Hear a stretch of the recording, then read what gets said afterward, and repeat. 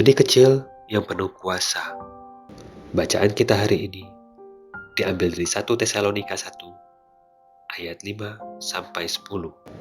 Dan pembimbing kita, Injil yang kami beritakan bukan disampaikan kepada kamu dengan kata-kata saja, tetapi juga dengan kekuatan oleh Roh Kudus. Secari kertas kecil tampaknya memang tidak berarti untuk diambil.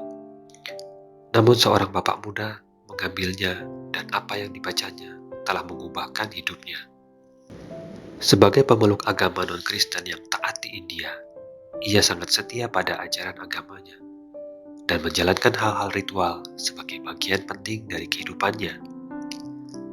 Namun tak kalah membaca kertas yang diambilnya, ia mendapati sebuah konsep baru yang memberitahunya bahwa ia adalah orang berdosa yang memerlukan juru selamat.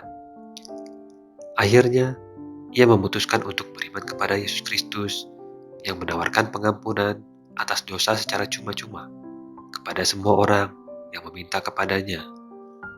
Selembar kertas kecil, satu benih yang penuh kuasa telah memberikan hasil yang luar biasa. Orang itu akhirnya menjadi seorang pengkhotbah dan memberitakan kabar baik tentang Yesus ke daerah-daerah di India yang belum dijangkau Injil. Selanjutnya, 2 orang anaknya menjadi utusan Injil yang memberitakan kabar baik tentang Yesus ke kota-kota yang baru. Sebagai hasilnya, kini 22 gereja telah dibangun, dan ribuan orang telah mendengar pesan Allah tentang kemerdekaan di dalam Kristus. Sepotong kertas yang bertuliskan Injil di atasnya mengandung kuasa Allah yang besar. Demikian juga ketika kita menyampaikan Injil kepada orang lain. Kuasa Allah akan menyertai kata-kata kita. Injil itu tidak statis. Injil itu disertai kuasa Allah dan kekuatan dari Roh. Dengan bercerita kepada seorang teman tentang Yesus, berarti kita telah menanam benih yang kecil namun penuh kuasa.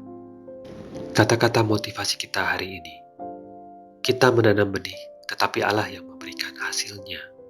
Bacaan kita hari ini diambil dari 1 Tesalonika 1 ayat 5-10. Sebab Injil yang kami beritakan bukan disampaikan kepada kamu dengan kata-kata saja, tetapi juga dengan kekuatan oleh Roh Kudus dan dengan suatu kepastian yang kokoh. Memang kamu tahu bagaimana kami bekerja di antara kamu dan oleh karena kamu. Dan kamu telah menjadi penurut kami dan penurut Tuhan. Dalam penindasan yang berat, kamu telah menerima firman itu dengan sukacita yang dikerjakan oleh Kudus. Sehingga kamu telah menjadi teladan untuk semua orang yang percaya di wilayah Makedonia dan Akhaya. Karena dari antara kamu, firman Tuhan bergema bukan hanya di Makedonia dan Akhaya saja, tetapi di semua tempat telah tersiar kabar tentang imanmu pada Allah, sehingga kami tidak usah mengatakan apa-apa tentang hal itu. Sebab mereka sendiri bercerita tentang kami, bagaimana kamu sambut, dan bagaimana kamu berbalik dari berhala-berhala kepada Allah untuk melayani Allah yang hidup dan yang benar, dan untuk menantikan kedatangan anaknya dari surga, yang telah dibangkitkannya dari antara orang mati, yaitu Yesus yang menyelamatkan kita dari murka yang akan datang.